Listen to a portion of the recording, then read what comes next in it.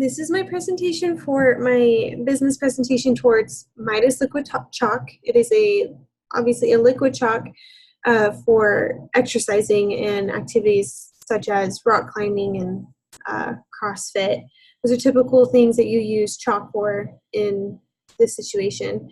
And Midas Liquid Chalk started about a year ago by actually a friend of my husband's, and he has agreed to have me present to him and his business partners. And they asked me to kind of go over a few things. So this presentation is based off of the questions they asked me to go over. And I did a few research, but I kept it short just because I didn't want to go over the 10 minutes. And I obviously don't want to tell them how to run their business. It is all just suggestion based. But I'm going to go ahead and start my presentation. When starting up a business model, you first want to ask yourself, what is your product? Why is it important?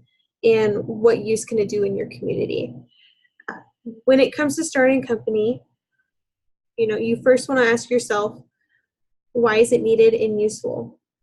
Now for liquid chalk, people use chalk in any sort of exercise activity that focuses on grip strength. With liquid chalk, it's less messy, it doesn't get all over the place, and it's easy to store.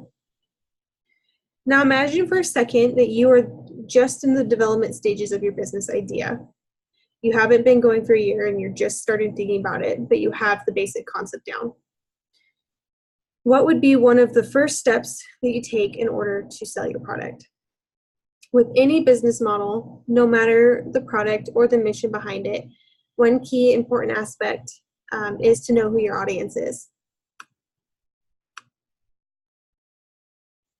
So, why Midas with that? But to know who your audience is, as well as how do you market for them. But moving into the next stage of that is your audience. Now, I talked to Joel, who was one of the people who helped start this company, and he said that you guys are already marketing towards rock climbing and CrossFit. And he asked me what other people or target audiences they could expand towards, so that way they aren't just, there's more people that they can target with their marketing. With doing some research on what sports use chalk, I found gymnastics is probably one of the most number one sports in the world that uses chalk. They use it for almost every part of gymnastics, whether it's the bar or the mat, everything about it, they will be using chalk. Another thing was field events, such as, when you think about track, the field events for that, not high jump necessarily, but anything that requires strong grip or the throwing, the discus, for example, is one of those events. Gyms as well. I believe you've already been trying to contact some of the gyms that do involve CrossFit. However, I would also recommend maybe the school gym. All of you guys are, at least under my understanding, are BYU students. If you were to talk to somebody at the gym, I'm sure there'd be a way for you to market your product to the students there. I know that it might be a little bit tough with logistics in school and anything like that, but that is an option, as well as public gyms, just going in. There's a ton of people who go to gyms who, do CrossFit related workouts, or they just like to use chalk, even though they're not doing such intense workouts, but it does help with what they are doing. Now, fourth one that I found that I didn't put on here, but thought it was interesting, was sometimes wrestlers use it. And not like WWE, but like high school wrestling, the actual sport. So perhaps high school sports teams would also be interested in it as well. Now, moving into how to market your strategy, expanding your market strategy for that, I understand the most key way of doing it nowadays is social media, which I believe you guys have already been doing. And I found some of your platforms. I found you easily through your website and through Facebook and Instagram. And I do know that you've just started selling on Amazon, which is great. All of them provide different aspects of people, different audiences that you can target. in different ways that you can promote your product itself. Now, the only thing that I had a question was, and I didn't know, is if you guys had a Twitter account. My reason asking is because each different platform provides a different audience. You're not going to find somebody who uses Facebook, like a elderly gentleman who has a Twitter account.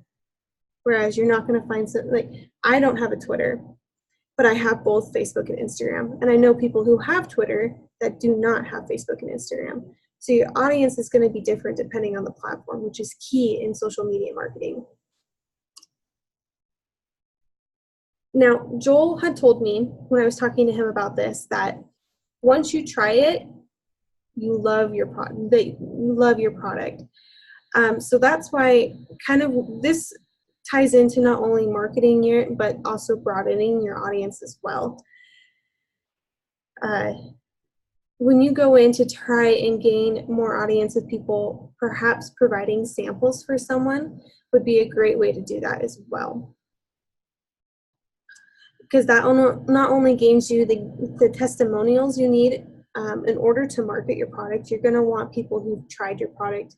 That gains more of a market for your product as well. But that will inevitably give you more sales. Because again, once they try it, they will love it. So as much as providing samples doesn't gain you money in the moment, in the long run, it will gain you it tremendously. Now, I did find 10 ideas or tips in order for social media marketing that I wanted to share with you. And again, these are just ideas. It's not something that you have to follow, but it is something that I have found with my own experience with social media marketing to be very helpful and useful as well. Now, I did an internship with Madison Cares based out of Rexburg, Idaho, which was social media marketing. And I used a lot of these steps in order to market their events and their product, which was with the high school for the community itself. Not just the high school, it was the whole school district. But I used these tips with my own experience when I was creating advertisements for their product. Now, the first one was to find your market, which basically means, there's different age groups and people and gender that use each social media platform, like I was saying, with the difference between Twitter and Facebook and such. Each post you put on it is going to be different depending on your audience that you find with that. The second tip is to make it manageable. It's not meaning that you go in, find every platform you can find, and make a website or make that platform something that you use.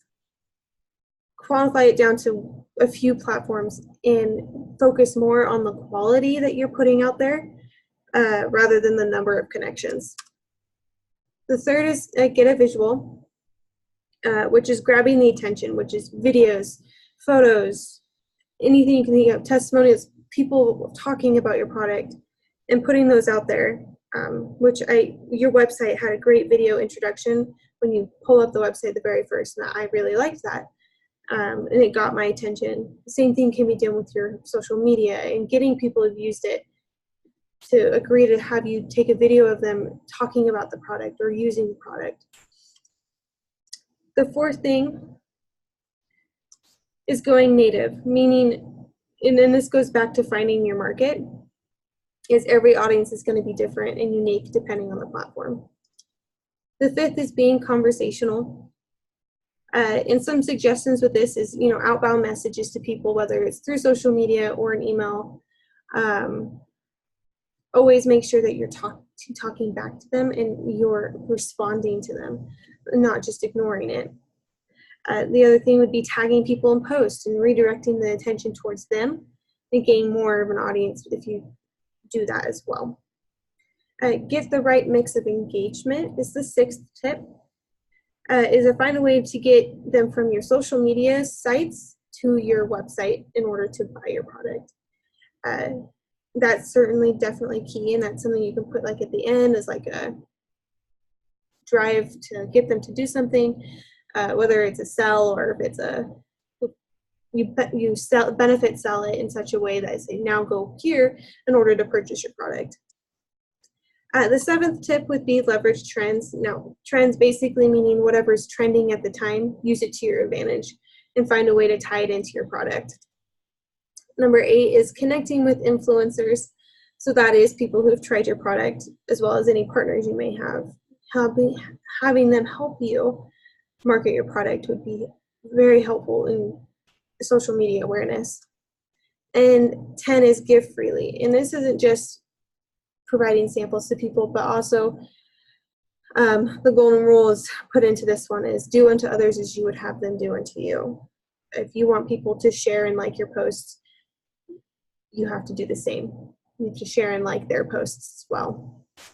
And it could be with partners, but it also be with people that may be using your product. If they post something about it, share it. And then they might be able to share your product as well. Now, 10th tip, most important tip I think I could ever give you guys is you have to track everything. Just with like if you go on a diet or you're working out and you're trying to see that progress, you don't know if you're making any progress if you don't track it. This is something that was very important with my internship is we tracked everything we did. We had a history of everything I created, everything I posted, the influence that made on how much conversation was built off of the post, what did better than others, and that helps you narrow down what works best for your business and gaining followers and influence through your community. But to kind of end it, the key with all of this is no matter what you do, no matter what steps you take, being consistent. Post the same day of the week. Respond to people in a timely manner. However you choose to market and in whichever way works best for you, find that way to have consistency and build trust with your users. I hope I could help you guys a little bit, and I really do appreciate you coming in and listening to my presentation today, and it means a lot. And thank you very much.